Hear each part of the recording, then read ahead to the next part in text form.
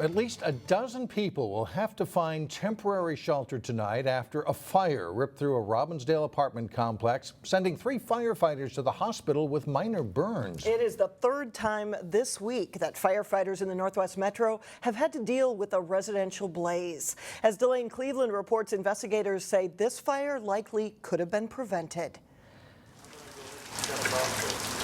This was a big fire.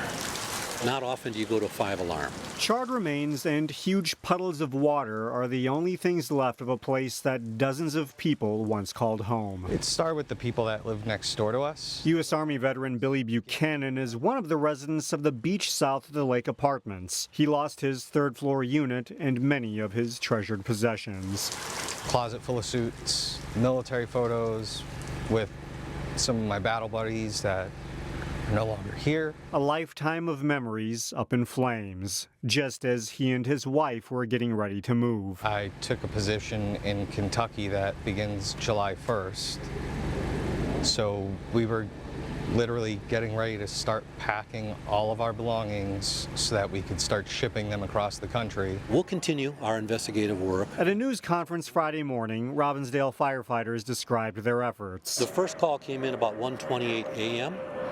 and the fire was pretty much under control about 8, but we did not leave till after 9:30.